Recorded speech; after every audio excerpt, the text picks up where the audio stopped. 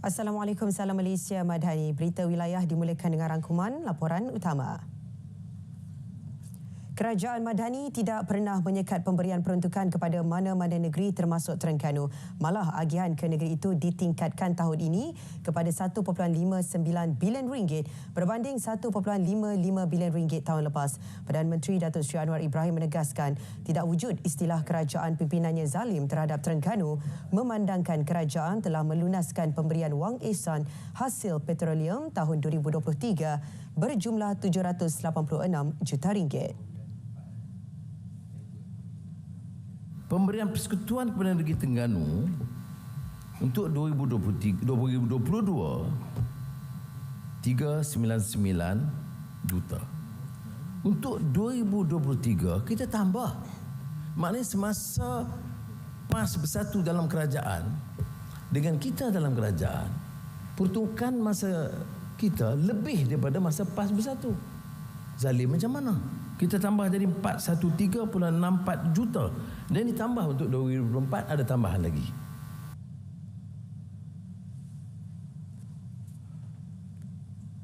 Malaysia berjaya menarik potensi pelaburan asing berjumlah 76.1 bilion ringgit setakat Mac tahun ini. Perdana Menteri berkata ia hasil kejayaan misi perdagangan dan pelaburan di Australia, Jerman dan Perancis.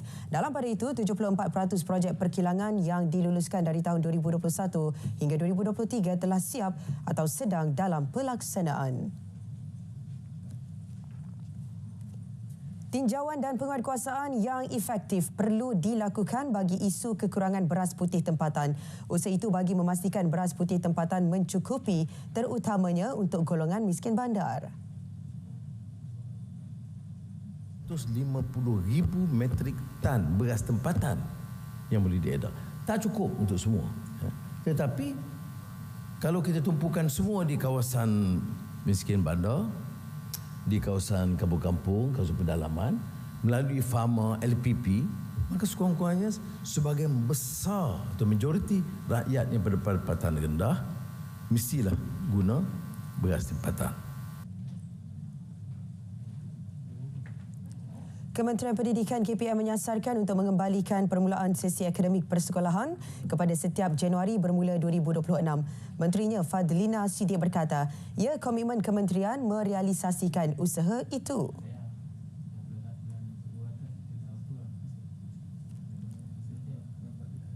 Sesi permulaan sekolah ataupun sesi akademik yang bermula pada Mac, kita akan kembalikan pada Januari 2026.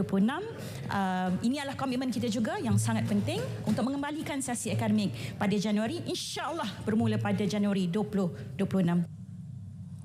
Kalender akademik dalam negara terpaksa diubah bermula Mac sejak 2022 berikutan pandemik COVID-19 yang melanda seluruh dunia.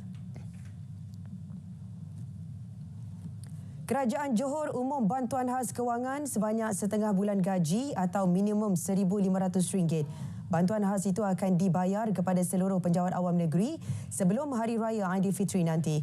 Menteri Besar Dato' Onn Hafiz Ghazi berkata, kerajaan negeri juga bersetuju menimbal guna bayaran insentif awal BIA Kajian Sistem Saraan Perkhidmatan Awam SSPA tahun 2024. Sebanyak RM2,000 akan dibayar kepada pegawai perkhidmatan awam negeri, kumpulan pengurusan dan profesional serta kumpulan pelaksana grade 56 ke bawah.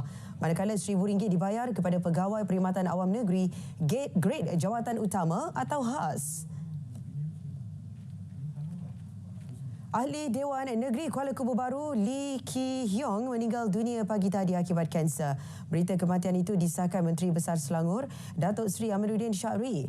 Menerusi satu kenyataan, Datuk Seri Amiruddin menyifatkan pemergian Ki Hyong kehilangan besar terutama kepada penduduk Kuala Kubu Baru. Beliau menzahirkan ucapan takziah kepada keluarga mendiang dan seluruh parti DAP yang kehilangan tokoh berpengalaman. Mendiang berusia 58 tahun dan difahamkan bergelut melawan kanser sejak beberapa tahun lalu. Ki Hyong mewakili DUN Kuala Kubu Baru sejak 2013 dan kini penggal ketiganya selepas mengekalkan kerusi itu pada Pilihan Raya Negeri Selangor 2023.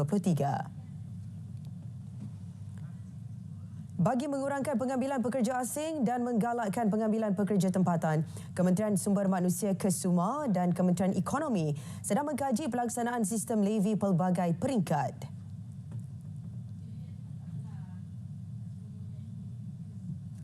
Untuk tahun ini, contohnya, kita tengah mengkaji dan juga berbincang dengan Kementerian Ekonomi untuk melaksanakan multi-tier levy, di mana kita nak mengurangkan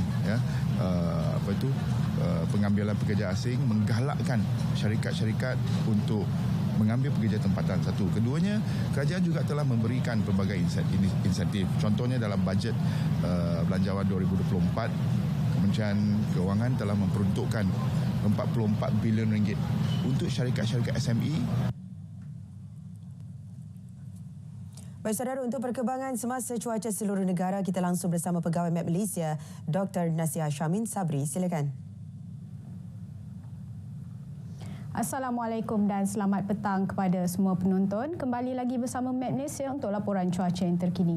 Baik, setakat jam 4.30 tadi, Met Malaysia telah mengemaskini status cuaca panas semasa yang mana negeri Perlis masih lagi berada di tahap 2 iaitu tahap gelombang haba, yang mana suhu maksimum harian telah pun melebihi 37 darjah Celsius selama 3 hari berturutan. Selain daripada itu juga terdapat banyak kawasan di sekitar negeri Kedah dan 3 daerah di negeri Perak telah mencatatkan suhu maksimum harian sekitar 35 sehingga 37 darjah Celsius, iaitu di tahap 1, tahap berjaga-jaga. Jadi kepada penduduk setempat yang dikeluarkan status cuaca panas ini, dinasihatkan supaya banyakkan bersabar, elakkan aktiviti di luar bangunan ketika waktu tengah hari dan awal petang, serta bagi yang berpuasa, pastikan anda minum air dengan secukupnya ketika waktu bersahur dan berbuka nanti.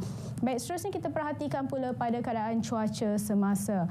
Seperti yang dijangkakan, kurang hujan pada petang ini di kebanyakan negeri di Semenanjung. Namun begitu, masih terdapat hujan di beberapa kawasan sekitar pedalaman negeri Perak, Selangor, 1-2 tempat di sekitar Lembah Kelang dan juga termasuk di daerah Seremban dan Port Dickson di Negeri Sembilan. Dan kami jangkakan keadaan cuaca lembap di sekitar pedalaman ini akan beransur reda sekitar lewat petang nanti. Bagi negeri Sabah dan Sarawak pula, cuaca kurang hujan juga diperhatikan bagi kedua-dua buah negeri. Namun begitu, hujan lebat kini sedang berlaku di beberapa kawasan melibatkan bahagian Sibu dan juga di Kapit. Hujan renyai kini sedang berlaku di sekitar pedalaman negeri Sabah dan Sandakan yang kami jangkakan akan beransur reda dalam tempoh 1 jam saja lagi. Baik, bagi ramalan cuaca pada malam nanti pula, Met Malaysia meramalkan keadaan cuaca masih lagi kering untuk malam ini di kebanyakan negeri di Semenanjung. Namun begitu, hujan lebat yang kini sedang berlaku di Perak boleh berterusan sehingga ke tengah malam dan hujan masih ada potensi untuk berlaku di sekitar selatan negeri Selangor. Bagi negeri Sabah dan Sarawak pula, hujan lebat hanya diramalkan boleh berlaku di bahagian utara Kapit negeri Sarawak. Baik, itu sahaja info cuaca yang dapat saya kongsikan pada petang ini. Jangan lupa ikuti kami di laman media sosial seperti yang tertera di sini untuk mengetahui keadaan cuaca semasa di kawasan anda. Sekian dari saya. Assalamualaikum dan salam Malaysia Madani.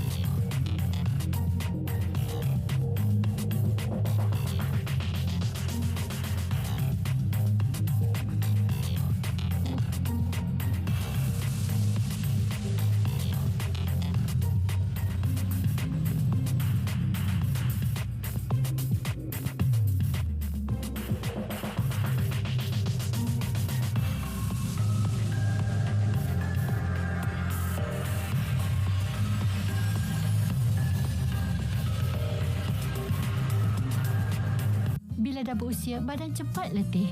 Jalan sikit pun dah mengantuk. Aktiviti banyak terbatas. Apatah lagi pergi ke masjid. Sejak saya minum Platinum Drink, Saya rasa lebih bertenaga. Alhamdulillah sekarang tak ada masalah dah. Aktiviti harian saya pun lebih lancar.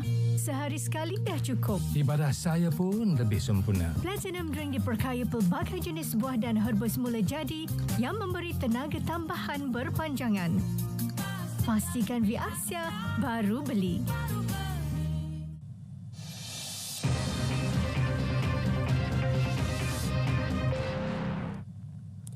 Penyaluran kapasiti air mentah ke loji rawatan air antara paparan dari negeri di bawah bayu. Terus dengan laporannya bersama rakan penyampai, Anisia Dollars. Silakan, Ann.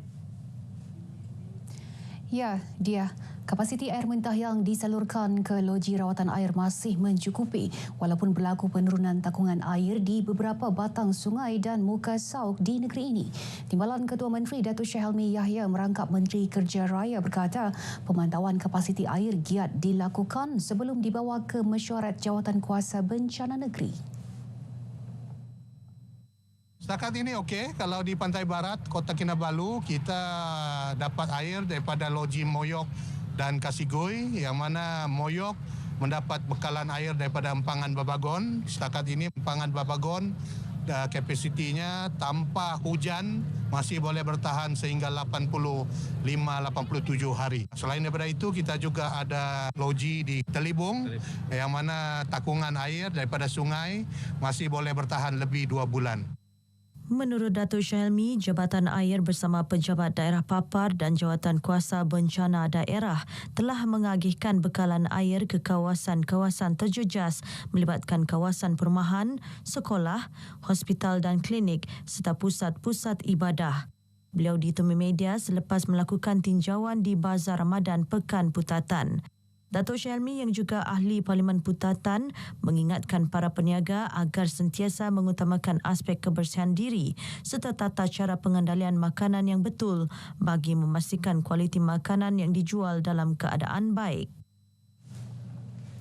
Kerja-kerja pembaikan paip utama sepanjang 5 km yang menyalurkan bekalan air mentah ke loji rawatan air LRA Kogopon Papar telah siap sepenuhnya.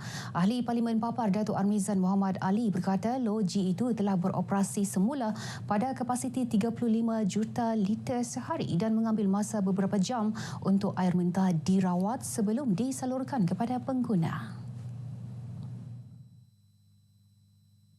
Terdahulu dalam kenyataan Datuk Armizan, beliau memaklumkan paip tersebut pecah akibat tekanan terlalu tinggi berikutan bekalan air terpaksa bergantung kepada LRA Kogopon kerana LRA Skim Bekalan Air Kecemasan EWSS Limbahau tidak dapat beroperasi dan LRA Jetama tidak dapat beroperasi pada kapasiti penuh.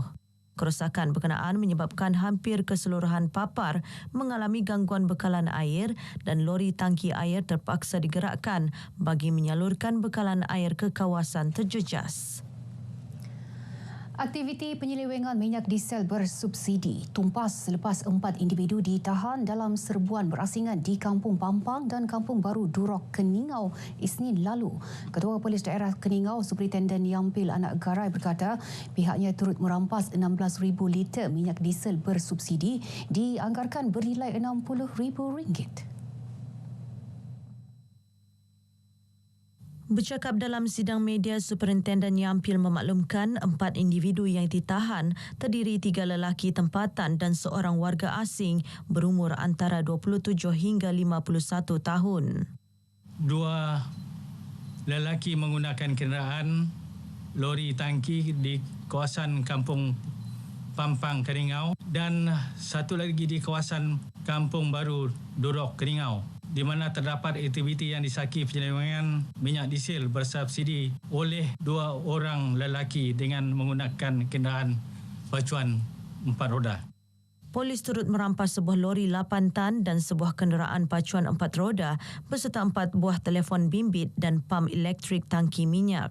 Kesemua suspek direman 4 hari sehingga esok untuk membantu siasatan di bawah Seksyen 21 Akta Kawalan Bekalan 1961.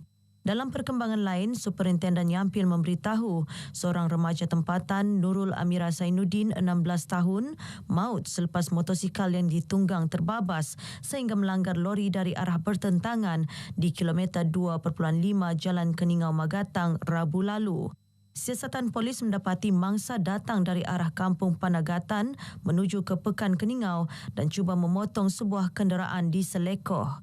Mangsa mengalami kecederaan parah di bahagian kepala dan disahkan meninggal dunia di tempat kejadian, manakala pemandu lori tidak mengalami sebarang kecederaan. Mayat kemudian dibawa ke Hospital Keningau untuk bedah siasat. Kes disiasat di bawah Seksyen 41-1 Akta Pengangkutan Jalan 1987. Pertubuhan Muafakat Titipan Amal Isteri Wakil Rakyat Gabungan Rakyat Sabah Mutiara GRS terus menyemarakan bulan Ramadan dengan menyantuni masyarakat di pelbagai peringkat khususnya pelajar sekolah. Kira-kira 70 pelajar Mahat Dafiz Sulaimaniah Kota Kinabalu MTSKK diraikan dalam program Sungkai Anjuran Mutiara GRS bersama Pertubuhan Dusun Islam Sabah PDIS. Dalam program ini, Pertubuhan Mutiara GRS dan PDIS serta beberapa NGO lain turut memberi sumbangan kepada sekolah berkenaan. Sumbangan disampaikan Yang di-Pertua Mutiara GRS, Datin Seri Panglima Dato' Julia Salak, manakala PDIS diwakili Presidennya, Dato' Muhammad Yusri Abdullah, kepada Pengetua Mahat Tahfiz Sulaimaniah Malaysia Timur dan Brunei, Mustafa Sain Kaya. Sementara itu, Dato' Muhammad Yusri berkata sumbangan tersebut untuk kegunaan sekolah menjalankan aktiviti sepanjang bulan Ramadan ini. Kita juga sempat memberikan sedikit sumbangan kepada Mahat Tahfiz ini sebagai tanggungjawab persatuan ataupun pertubuhan dusun Islam dalam memudah cara ataupun menangani, membantu pihak Tahfiz ini untuk mentadbir dan juga sedikit dana untuk aktiviti-aktiviti sepanjang Ramadan ini. Sebanyak 35 notis dikeluarkan kepada peniaga dalam operasi Bazar Ramadan yang diadakan di Bazar Ramadan Sabindo Tawau semalam. Pegawai Kesihatan Daerah Tawau Dr. Syamir Han Sulaiman, jumlah itu menurun berbanding 72 kompaun pada tahun lalu. Dr. Syamir Khan memberitahu antara kesalahan yang dikompaun adalah tidak mengikuti peraturan-peraturan yang telah ditetapkan, tidak mengambil suntikan tifoid, tidak mengikuti kursus dan kebersihan yang tidak mengikut standard. Setiap tahun kita tengok diorang punya pemahaman dan kesedaran makin meningkat. Perbezaan tahun lepas dengan tahun ini kita tengok nilai kompaun, jumlah kompaun yang dikeluarkan makin berkurang. Lebih banyak penjual-penjual bazar ni makin faham, makin sedar yang keperluan-keperluan syarat-syarat yang kami perlukan dan juga kepentingnya menjaga kebersihan dan kesihatan untuk orang awam. Operasi Bazar Ramadan bertujuan memastikan makanan dan minuman yang disediakan dan dijual peniaga mematuhi Akta Makanan 1983.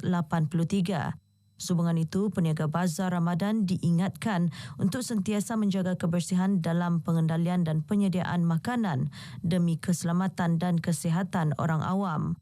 Sementara itu, mereka yang ditemui berpuas hati dengan tahap kebersihan di bazar walaupun terdapat peningkatan harga berbanding tahun sebelumnya. Setiap tahun saya pergi sini. Kalau boleh kurangkan sikitlah hargalah. Mungkin banyak je orang yang mau pergi tapi memandangkan mungkin datang tapi mungkin kuantiti beli itu mungkin dikurangkan lah. Mungkin sebelumnya orang ada bajet. Bazar Ramadan yang lain kita nampak ada peningkatan dari segi harga barang makanan lah. Bersihan saya nampak semua nampak bersih lah. Ada pemantauan daripada macam pihak berkuasaan. Tahun ini dia sedikit mencabarlah sebab tidak seperti tahun lalu. Lagi banyak penjual dari pengunjung lah. Lepas tu banyak yang lebih sama jualannya. Agak sedikit kurang dari tahun lalu. Memang rasa dia punya harga tu sangat naik. Tapi kami tetap kekalkan harga seperti tahun lalu. Baru kali ini tahun ni. Ramai juga tahun ni. InsyaAllah ramai tahun ni.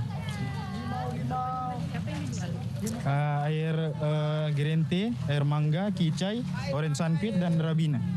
Itu je, air balang. Baik, sekian paparan berita dari Sabah petang ini. Untuk berita selanjutnya kembali bersama Dia. Dari sungai hingga ke segara Palestin, pasti merdeka. Dia. Baik, terima kasih Inisia Dollars langsung dari Sabah.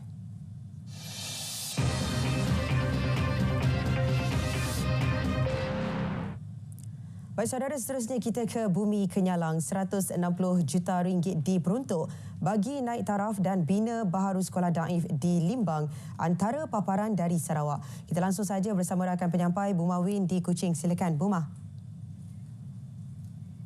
Baik, terima kasih Dia. Lembaga Pembangunan dan Lindungan Tanah LCDA terus melaksanakan tanggungjawab sosial korporat CSR kepada golongan kurang berkemampuan di negeri ini. Atas dasar itu, seramai 130 orang asnaf dan anak yatim diraikan dalam satu majlis iftar bersama Premier Sarawak Datuk Patinggi Tan Sri Abang Johari Tonopeng di sebuah hotel terkemuka di Kuching. Mereka turut menerima sumbangan raya dari agensi terbabit dengan harapan dapat mengurangkan bebanan golongan itu menjelang Syawal. Penerima merupakan golongan asnaf dari 13 buah kampung dalam kawasan projek Darul Hana. Datuk Patinggi Abang Johari pada majlis itu turut menyaksikan penyerahan cek zakat perniagaan LCDA berjumlah 1.9 juta ringgit kepada tabung Baitumal Sarawak. LCDA diwakili oleh pemangku pengurus besarnya Kushairi Bostani, manakala tabung Baitumal Sarawak diwakili oleh timbalan pengurus besarnya Bol Hassan Iskandar Taibi. Baik, sementara itu Datuk Patinggi Tan Sri Abang Johari ketika ditemui pemberita mendedahkan pembangunan Darul Hana Fasa 2 kini dalam pelaksanaan. Katanya pembangunan penempatan baharu itu melibatkan 200 keluarga dari 2 buah kampung.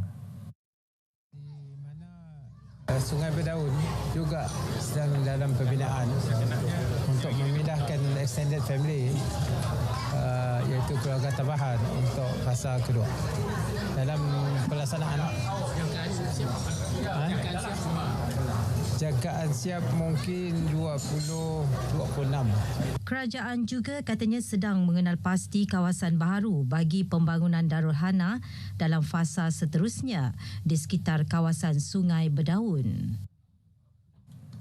Kerajaan Sarawak memperuntukkan 160 juta ringgit di bawah Agensi Pembangunan Wilayah Utara NRDA untuk menaik taraf dan membina baharu sekolah-sekolah daif di bahagian Limbang. Demikian menurut Timbalan Premier Datuk Amar Awang Tengah Ali Hassan. Sebelum kita melaksanakannya, kita telah pun kumpul mereka yang terlibat, pegawai-pegawai pendidikan, pengetua sekolah, SRK, SMK, untuk kita mengadakan lab dan mereka menyenaraikan projek-projek keutamaan. Katanya terdapat sekolah-sekolah yang agak daif dan perlu dinaik taraf oleh kerajaan negeri meskipun bidang kuasa pendidikan terletak sepenuhnya di bawah kerajaan persekutuan. Beliau ditemui media semasa melawat ke sekolah kebangsaan Terusan di Lawas. Jelas Datuk Amar Awang Tengah, SK Terusan akan diberi keutamaan oleh kerajaan Sarawak untuk dinaik taraf.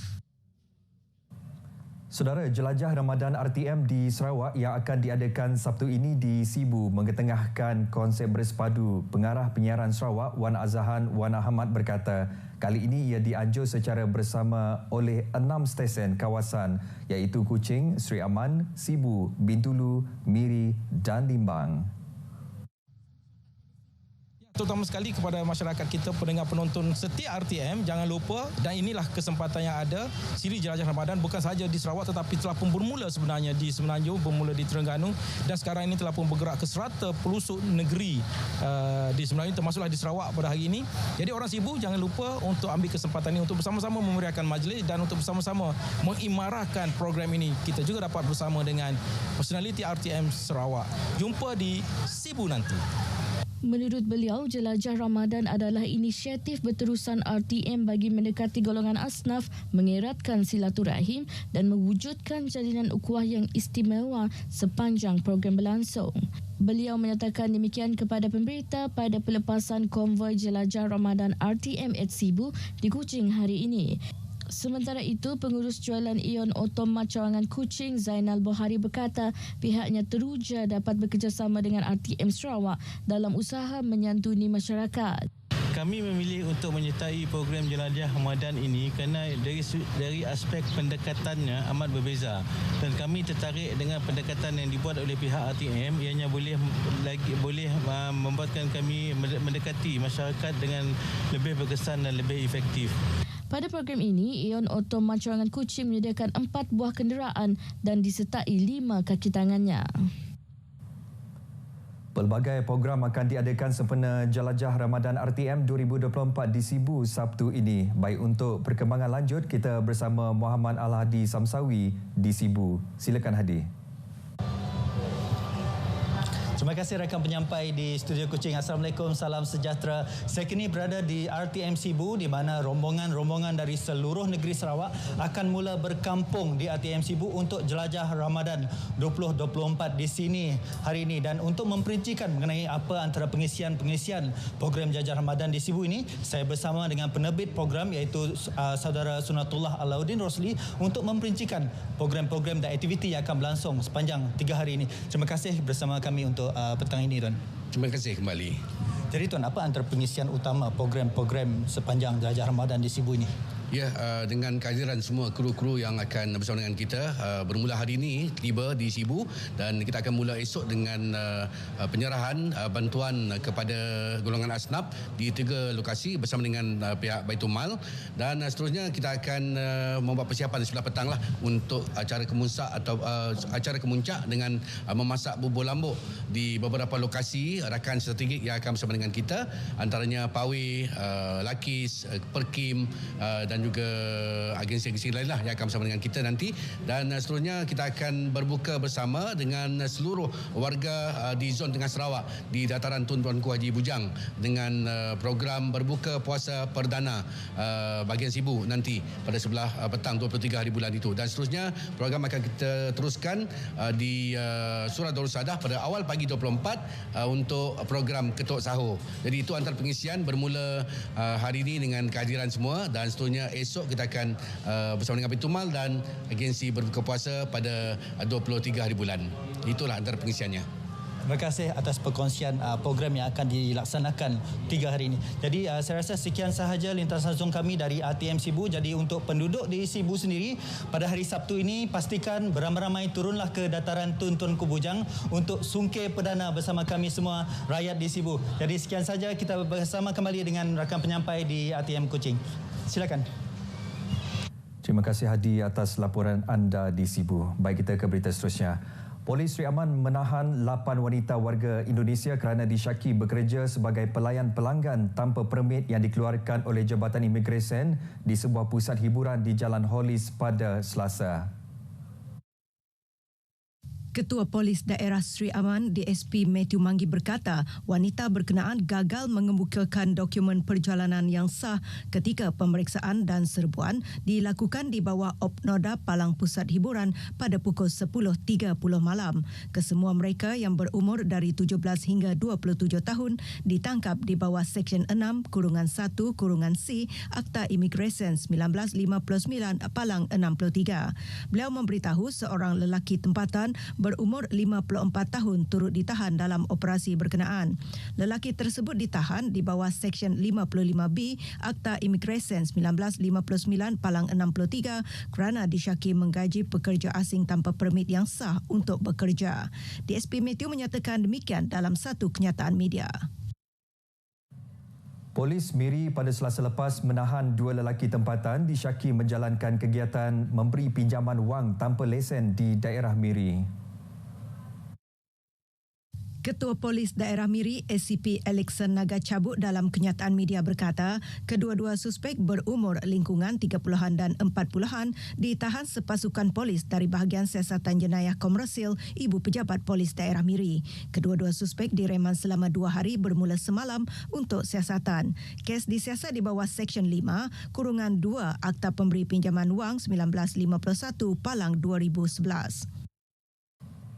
Baik saudara, perkongsian itu tadi mengakhiri berita dari Sarawak. Dari sungai hingga ke segara, Palestin pasti merdeka. Kita kembali bersama Dia di Angkasa Puri untuk berita seterusnya. Dia, silakan.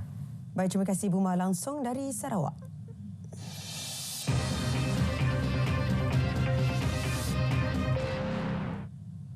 Bukan setakat menahan lapar dan dahaga, sebaliknya semangat Ramadan perlu diraih dan dikongsi bersama.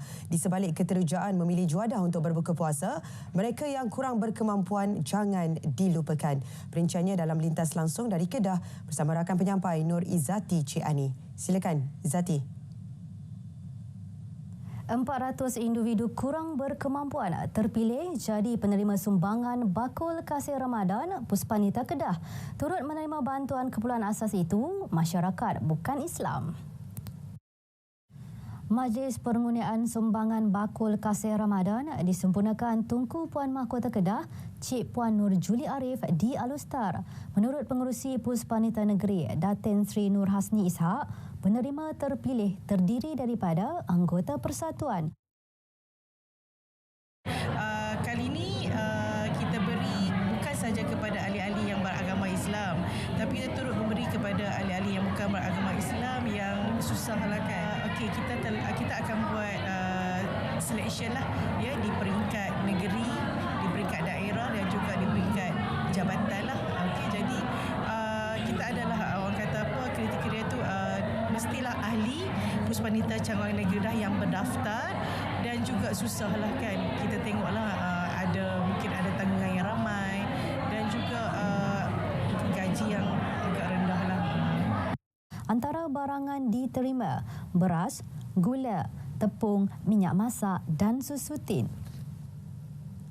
Bagi pelanggan, Bazar Ramadan jadi tarikan kerana menawarkan pelbagai jenis juadah menyelerakan. Bagi peniaga pula, ia boleh dianggap sebagai lubuk rezeki.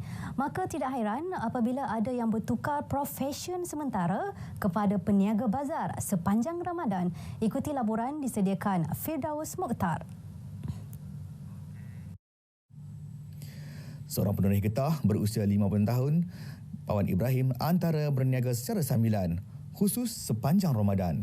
Beliau menjual puyuh layong di Bazar Rakyat Hutan Kampung Pokok Sena. Puyuh layong atau salai antara makanan enak disukai ramai khususnya untuk berbuka puasa. Persiapan berniaga dimulakan ibu tunggal dua anak ini seawal 8 pagi. Usai urusan persiapan, Pawan kemudian menempuh perjalanan sejauh 65 km untuk ke tempat berniaga. Biarpun letih, namun sambutan pelanggan yang berangsangkan membuatkannya berbaloi. Alhamdulillah. Hari yang pertama tu 120 habis. Hari yang kedua tu dalam 150. Ya, hari yang ketiga tu dalam 130. Ini mungkin 128 mungkin tak tahulah. Ada rezeki habis tu habis, alhamdulillah lah.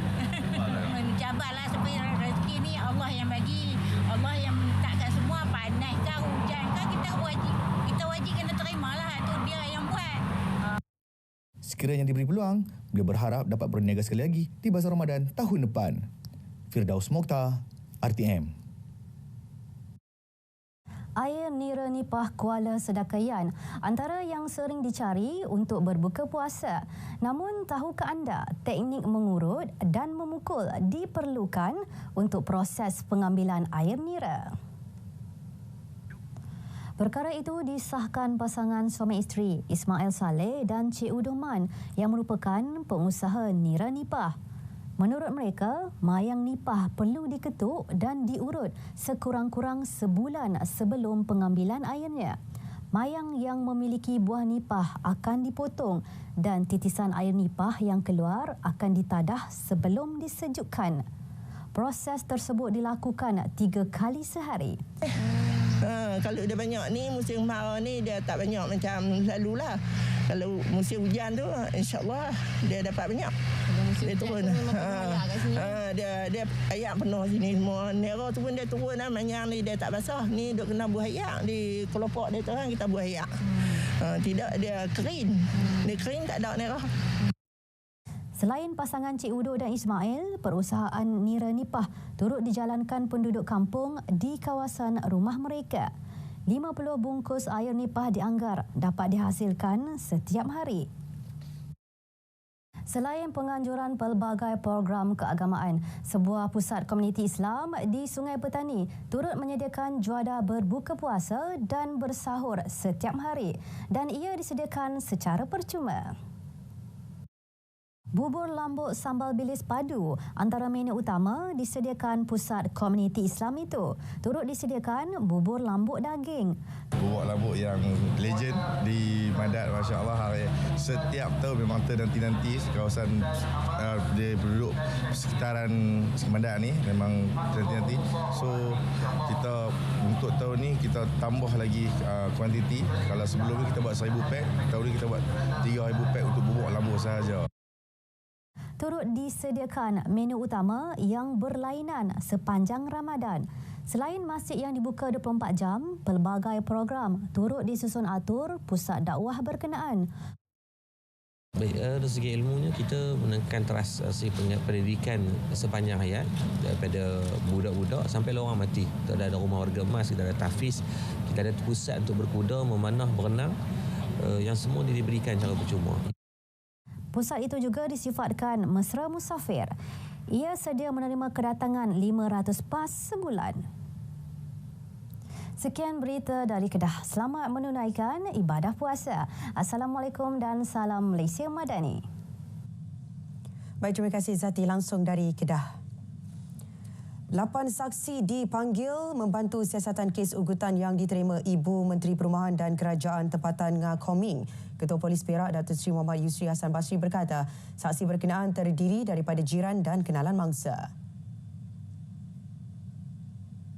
Setakat ini kita masih lagi menjalankan dan juga meneruskan siasatan bagi kita mengesan pelaku-pelaku yang membuat edaran istilah-istilah tersebut. Dan juga setakat ini kita pun telah memanggil beberapa saksi untuk diambil keterangan rakaman percakapan.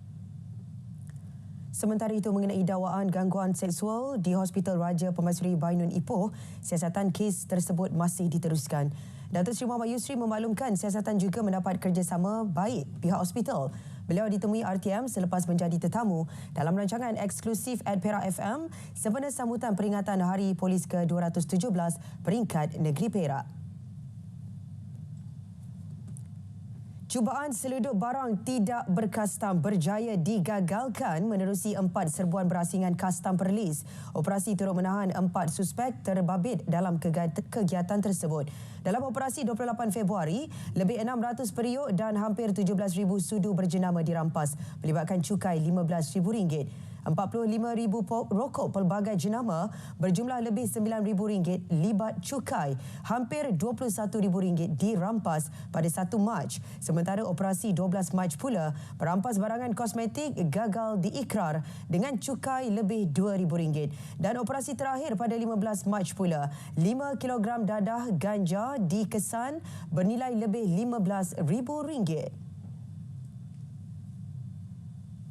Orang ramai digesa untuk sama-sama membantu pihak Jabatan Kastam Diraja Malaysia untuk membarangi jenayah penyeludupan, khususnya melibatkan rokok, minuman keras, mercun, dadah, kenderaan dan lain-lain lagi, serta dinasihatkan tidak membabitkan diri dengan aktiviti tersebut.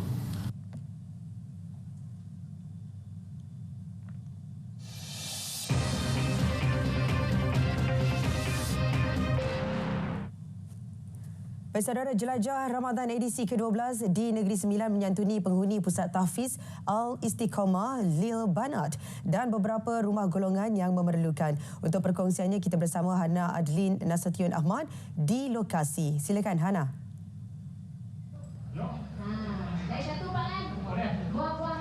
Dia, terima kasih. Saya kini berada di Masjid Khairiah Lengging Negeri Sembilan sempena program Jelajah Ramadan RTM edisi ke-12 peringkat Negeri Sembilan, dan ini merupakan destinasi kemuncak kepada program di peringkat Negeri Sembilan ini, dan pastinya pelbagai pengisian dan juga aktiviti menarik diadakan sepanjang hari ini bermula pukul 10 pagi tadi membawalah ke petang ini hinggalah ke malam nanti. Dan untuk itu saya nak bersama-sama dengan Pengarah Jabatan Penyiaran Negeri Sembilan Puan Suhana Suratman untuk kita mengetahui apakah yang akan berlangsung hari ini. Baik Puan, mungkin Puan boleh kongsikan signifikan kita memilih kawasan Lengging sebagai destinasi jelajah Ramadan tahun ini. Alhamdulillah, bersyukur kita kerana kali ini kita masih lagi berkesempatan untuk melaksanakan jelajah Ramadan RTM pada tahun 2024. Dan seperti yang kita tahu, Negeri Sembilan adalah sebuah negeri yang sangat besar Yelin. Dan kita biasanya melakukan pelbagai aktiviti di kawasan bandar, di Seremban, di Port Dickson dan sebagainya. Jadi kali ini sempena bulan Ramadan yang mulia ini, kita juga tidak akan melupakan dan menyantuni mereka yang berada dan tinggal di sekitar pinggir bandar dan juga di kawasan luar bandar. Dan kali ini kita memilih Lengging sebagai destinasi untuk kita ceriakan dan meriahkan lagi suasana bulan Ramadan. Dikhabarkan Puan, pelbagai aktiviti dan pengisian menarik yang diadakan sepanjang hari ini bermula pagi tadi hingga ke malam nanti. Jadi mungkin secara ringkasnya Puan boleh kongsikan. Ya, Alhamdulillah sejak ketibaan rombongan jelajah Ramadan yang kabarnya telah pun pusing daripada Terengganu, Pahang, Kelantan, Pulau Pinang, Perak, Kedah dan sebagainya. Mereka telah pun tiba pagi tadi jam 1 pagi sebenarnya di Rembau Negeri Sembilan dan kita memulakan acara menerima dan menyambut ketibaan rombongan jelajah Ramadan di Lengging pagi tadi. Untuk acara pertama, penyerahan bendera jelajah Ramadan telah pun dilakukan di pusat tahfiz di Lengging, dan kita juga mengambil kesempatan itu untuk menyantuni anak-anak yatim dan pelajar-pelajar tahfiz di madrasah Lengging. Dan kemudian kita juga telah menyantuni dan pergi mengunjungi beberapa rumah asnaf untuk kita sampaikan bantuan dan pelbagai sumbangan yang kita terima daripada para penaja, pihak ketiga dan pihak RTM sendiri bersama-sama dengan Adun Lengging, wakil rakyat kita Datuk Haji Asnah. Jadi malam ni Puan, apa yang menariknya buka puasa kejap lagi dengan malam ni? Dan sekarang ini sebenarnya sedang berlangsung. Kita sedang bergotong royong menyediakan juadah berbuka puasa. Dan yang istimewanya juadah berbuka puasa kali ini kita lakukan secara bersama-sama ahli kariah masjid di sini dan juga penduduk sekitar. Dan semua makanan yang kita sediakan adalah berasaskan 12 makanan sunnah. Dan 12 itu sebenarnya bersempena dengan jelajah Ramadan kali ke-12 untuk tahun ini. Baik, terima kasih dengan perkongsian itu tadi. Baik, sampai di sini saja perkongsian dari kami di Lengging Negeri Sembilan sempena program Jelajah Ramadan RTM edisi ke-12 peringkat Negeri Sembilan. Saya Hana Adrina Satiun Ahmad kembali bersama dia di Angkasa Putih. Silakan dia. Baik, terima kasih Hana langsung dari Negeri Sembilan. Ini pula di Melaka. Gotong royong tapau dan agihan bubur lambuk antara pengisian hari pertama Jelajah Ramadan Melaka FM. Untuk laporannya langsung bersama Nur Amalina Abdul Halim. Silakan Amalina. Baik, terima kasih. Untuk maklumat, saya kini berada di checkpoint terakhir iaitu di Jalan Hang Tuah Melaka sempena dengan program agihan bubur lambuk. Yang mana ini merupakan orang kata salah satu aktiviti sempena dengan program Jelajah Ramadan RTM Melaka. Dan untuk mengetahui dengan lebih lanjut lagi bersama dengan saya adalah pengarah RTM Melaka iaitu Puan Siti Norbaini Khairi. Baik Puan, mungkin boleh kongsikan apa agaknya aktiviti yang telah pun berlangsung sejak pagi tadi untuk hari ini? Okey, bermula pagi tadi kita telah melakukan pelepasan untuk konvoi Jelajah Ramadan bagi Melaka FM. Kita menyantuni golongan asnaf, golongan fakir dan juga orang tua di seluruh 6 kawasan parlimen di dalam negeri Melaka, dan kami sangat berbesar hati kerana terdapat penglibatan daripada penaja, dan dalam usaha kami ini kita berjaya menyantuni mereka-mereka yang memerlukanlah. Baik, saya difahamkan esok juga aktiviti untuk Jelajah Ramadan RTM Melaka ini bermula seawal jam 3 pagi. Apa agaknya tu? Okey, memang istimewa sikit Melaka sebab kalau di negeri lain mereka bermula daripada sahur. Melaka kami bermula awal. Kita akan ada esok ketuk-ketuk sahur. Kita akan berada di Alai dan kita akan adakan aktiviti ketuk-ketuk sahur. Kemudian kita akan bersahur bersama-sama, menunaikan solat, dan kami akan menyantuni warga emas di rumah orang tua di kawasan sanalah. Dan kemudian kita akan akhiri program di kawasan Duyung iaitu di kawasan Timbalan Exco kami. Baik, terima kasih Puan atas perkongsian itu. Baik, saya kira sampai di sini dahulu langsung sempena dengan program Jelajah Ramadan RTM bagi Melaka FM ini kembali semula bersama rakan tugas untuk perkembangan lain dalam berita wilayah. Baik, terima kasih Amalina langsung dari Melaka. Baik, saudara, perkembangan seterusnya, 44 pendatang asing tanpa izin parti dicekup Jabatan Imigresen Malaysia Johor dalam serbuan di 19 premis di Johor Bahru, Muar, Mersing dan Segamat. Pengarahnya Baharudin Tahir berkata semua tangkapan itu hasil pelaksanaan beberapa operasi bermula hari Selasa sehingga semalam. Menurutnya, dalam operasi Ops Mahir yang dilancarkan semalam, 2 premis kilang di Johor Bahru diserbu dan 10 lelaki serta seorang wanita Myanmar berusia antara 24 hingga 39 tahun ditahan. Kesemua mereka dipercayai bekerja tanpa permit dan tinggal lebih masa. Manakala 5 premis di Muar, 2 di Mersing dan 10 premis di Segamat diperiksa pada Selasa dan Rabu menyaksikan 33 individu dicekup. Tangkapan melibatkan 14 warga Myanmar, 12 Thailand, 4 Bangladesh dan 3 lagi Vietnam.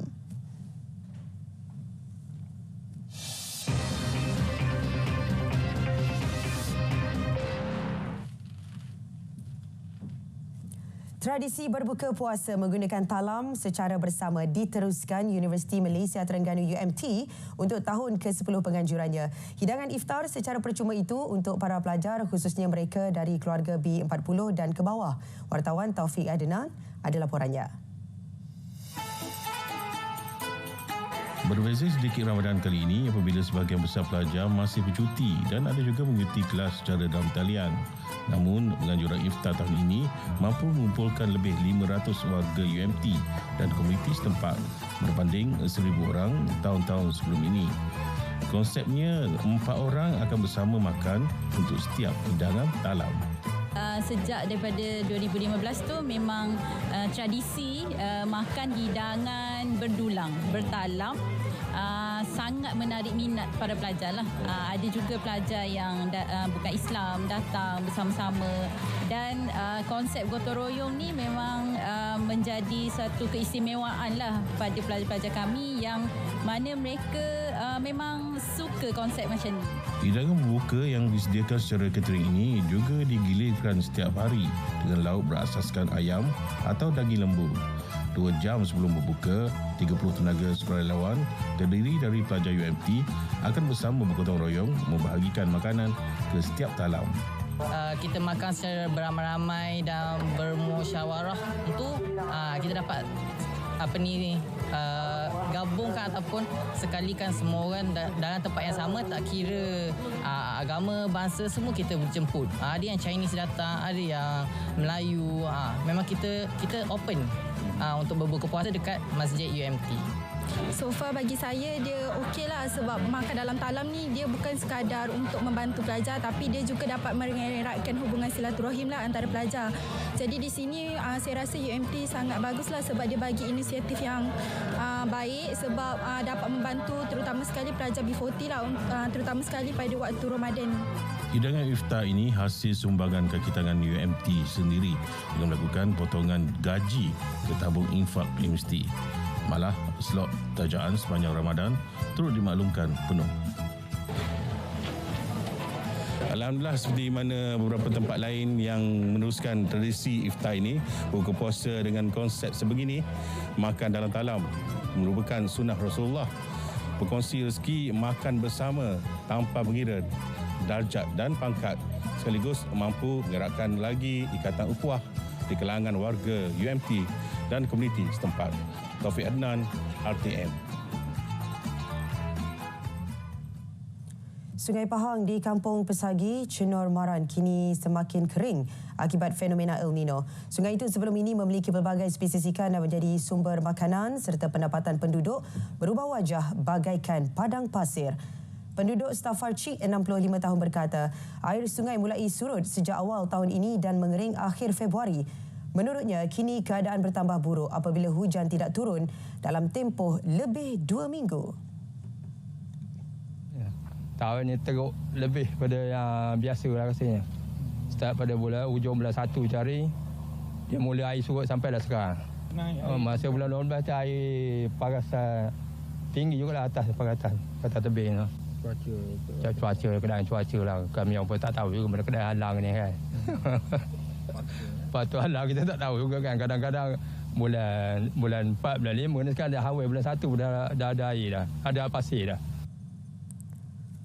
Menurutnya, 50 sangkar ikan milik penduduk setempat terpaksa ditutup, manakala lebih 150 sangkar dari kampung berhampiran turut berdepan risiko sama. Sementara itu, Muhammad Yusof Mat Amin, 63 tahun berharap kerajaan Pahang mengambil langkah drastik menangani isu yang dihadapi.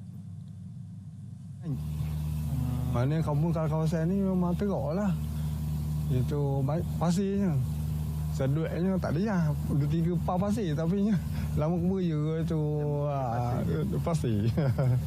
Itulah tak tahulah. Minta lah kerajaan itu pasir ni. Dia apa komun nelayan apa ada juga banyak ikan. Komun ada setengah tak ada ikan juga.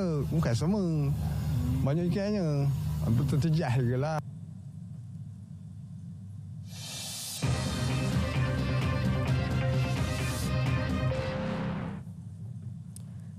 Jenazah juru kamera unit kendalian teknik RTM, Muhammad Firdaus Azhar yang terlibat kemalangan motosikal semalam selamat dikebumi pagi tadi. Selain ahli keluarga terdekat, pengurusan dan warga RTM turut hadir memberi penghormatan terakhir kepada Allahyarham Firdaus. Mas, birthday mak saya. Hari tersebut dia cakap malam tu pukul 1 pagi dia call mak, dia cakap, "Mak, hari ni saya jadi mak, amat saya jadi. InsyaAllah nanti fair balik, nanti kita abang beli hadiah paling special." Tapi besoknya itu yang special yang saya boleh ingat sampai mati. Hari jadi mak saya sama dengan hari kematian dia. Mengucapkan wakil daripada pengurusan mengucapkan terima kasihlah kepada keluarga di atas perkhidmatan arwah Firdaus Lambani dengan RTM. Memang rasa kehilanganlah atas pemergian arwah. Pernah bekerja dengan tim siaran langsung kita, banyak majlis-majlis ataupun acara-acara yang telah bersama kami bekerja dengan arwah. Jadi arwah seorang yang alhamdulillah baik, berkaliber, begitu komitmen dan bersungguh-sungguhlah dalam setiap kerjanya. Kita satu unit dengan dia orang ni, dengan arwah ni memang kita orang terkilan lah. Cara dia pergi tu kan sedih sebab dia pergi tiba-tiba macam tu. Jadi kita tak agak macam ni lah cara pengakhiran dia. Memang satu kehilangan besar. Firdaus ni budaknya memang santun, lemah lembut, memang baik. Jadi syukurlah hari ni penghormatan terakhir kawan-kawan semua dapat datang. Allahyarham berumur 42 tahun yang berasal dari Pulau Pinang itu meninggalkan seorang isteri dan 4 orang anak.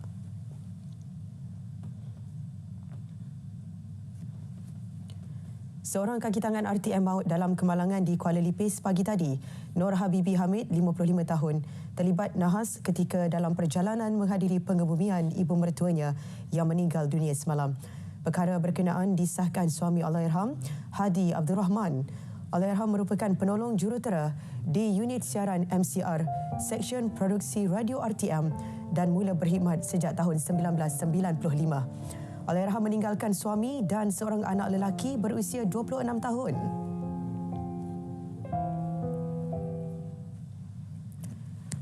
Kes pemuda menyebabkan kematian 23 penghuni Pusat Tahfiz Darul Quran Ittifaqiyah di Wangsa Maju dalam kebakaran 7 tahun lalu. Mahkamah Persekutuan hari ini mengekalkan hukuman dan sabitan terhadap pemuda berusia 23 tahun itu selama mana diperkenan yang di-Pertuan Agong.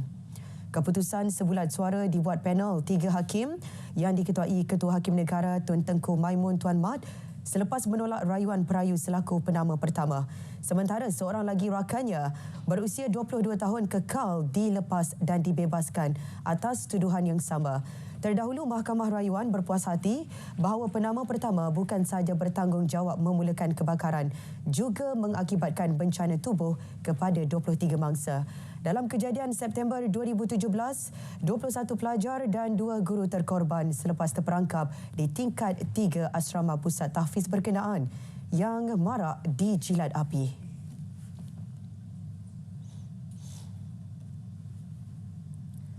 Yayasan Dakwah Islamiah Malaysia Yadim bersedia memperluas pemahaman serta libat urus dengan masyarakat bukan Islam berhubung isu sensitiviti umat Islam di negara ini.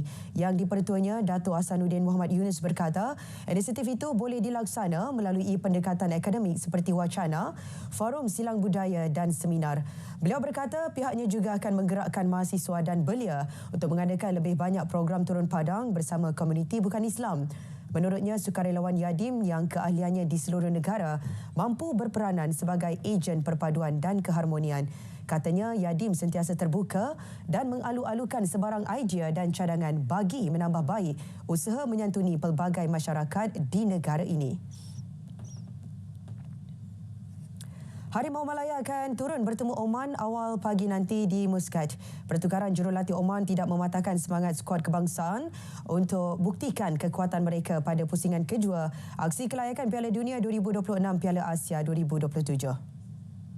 Ketua Jurulatih Kebangsaan Kim Panggon berkata, pasukannya telah mengkaji ciri-ciri setiap pemain Oman dalam usaha memberi tentangan sengit kepada pasukan ranking ke-80 dunia itu. Meskipun sukar meramalkan taktikal permainan lawan di bawah jurulatih baru Jaroslav Silhey, namun ia bukan penghalang buat Harimau Malaya. Panggon berkata, kedudukan Malaysia di tangga teratas kumpulan D pada pusingan kedua kelayakan itu turut memberi tonik tambahan kepada pasukan negara. Selepas perlawanan ini, Malaysia di ranking ke-130 dunia akan menentang seteru sama di Stadium Nasional Bukit Jalil Selasa ini.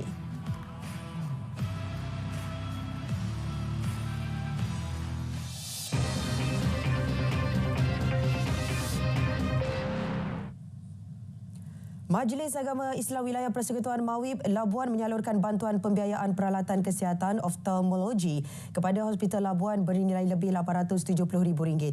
Bantuan disampaikan pengurusnya Mat Fazli Mat Saad kepada pengarah Hospital Labuan Dr. Adnan Musa Balidran.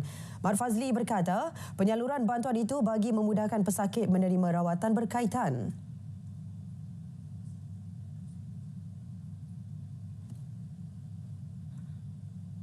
Jadi sesudah daripada itulah Mawib menyediakan peralatan tambahan untuk kemudahan pakar perubatan di sini. Termasuklah sesi yang ketiga ini merupakan bantuan peralatan tambahan dan untuk peralatan bagi memudahkan pihak hospital menjalani pembedahan kerana pertambahan pesakit setiap tahun. Sementara itu, Dr. Adnan Musa menzahirkan penghargaan atas sumbangan berkenaan. So alhamdulillah semua pembedahan katarak dapat dilakukan di Hospital Labuan dan tak perlu pergi ke Kota Kinabalu, Hospital Queen. Dalam masa yang sama, rawatan kesinambungan pun boleh buat di Hospital Labuan. Jadi tanpa perlu ke mana-mana. Dalam pada itu, Mawib Labuan turut menyalurkan bantuan kewangan sebanyak RM18,000 untuk diagihkan kepada 180 pesakit Hospital Labuan yang layak sempena Ramadan. Sumbangan RM10,000 juga diberikan melalui kerjasama Persatuan Perkembangan Perubatan Kecemasan Labuan, LEMDA, bagi tujuan program kit mesra ibadah yang mula dilaksanakan tahun ini.